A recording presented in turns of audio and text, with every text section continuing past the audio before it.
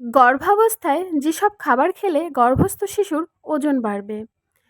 সঠিক ওজনের একটি নবজাতক মানেই একটি স্বাস্থ্যবান বাচ্চা। কিন্তু গর্ভবতীরা পুরো 9 মাস জুড়ে ঠিকমতো খাবার না খেলে গর্ভের বাচ্চার ওজনও ঠিকমতো বাড়ে না। তখন প্রশ্ন আসে, কি খেলে গর্ভের বাচ্চার ওজন বাড়ে? হ্যাঁ, এই প্রশ্নেরই উত্তর দিব আজকে, তাই ভিডিওটি শেষ পর্যন্ত দেখুন। 1. দুধ। শিশুর ওজন বৃদ্ধিতে প্রচুর পরিমাণে প্রোটিন ও ক্যালসিয়াম দরকার পড়ে। এক্ষেত্রে দুধ হলো সবচেয়ে ভালো উৎস।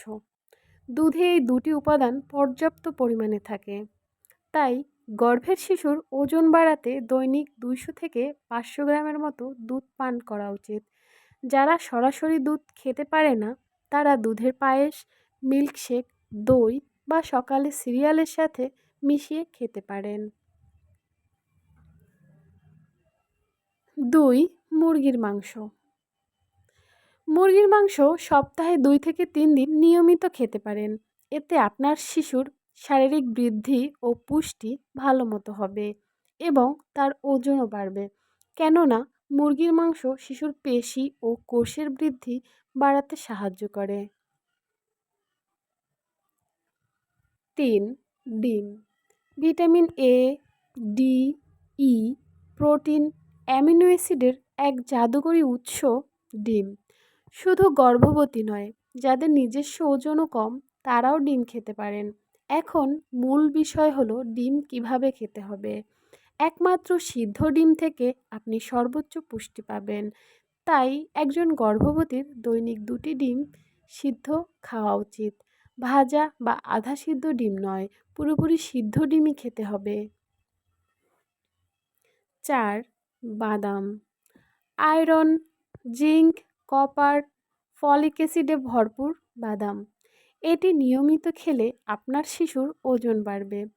সব ধরনের বাদামই খেতে পারেন। যে সকল বাদাম ভেজে খেতে হয় সেগুলো ভাজা হলে খাবেন।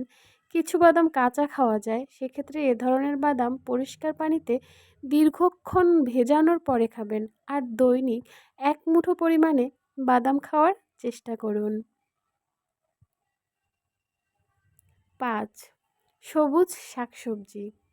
সকল ধরনের নিরাপদ সবুজ শাকসবজি গর্ভবতীদের বেশি বেশি খাওয়া উচিত।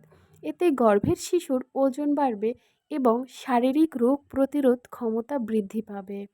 প্রতিদিনের খাবার তালিকায় কমপক্ষে একটি আইটেম সবুজ শাকসবজি অবশ্যই রাখবেন। 6. ডাল, মটরশুঁটি। আমিষের পাশাপাশি ডাল, মটরশুঁটি জাতীয় খাবারগুলো আমিষের ভালো উৎস। এগুলোতে পর্যাপ্ত পরিমাণ রয়েছে। এর ফলে কম ওজনের শিশু অকাল প্রসব হওয়ার সম্ভাবনা দূর হয়। আজ এ পর্যন্তই। ভালো থাকবেন। ধন্যবাদ।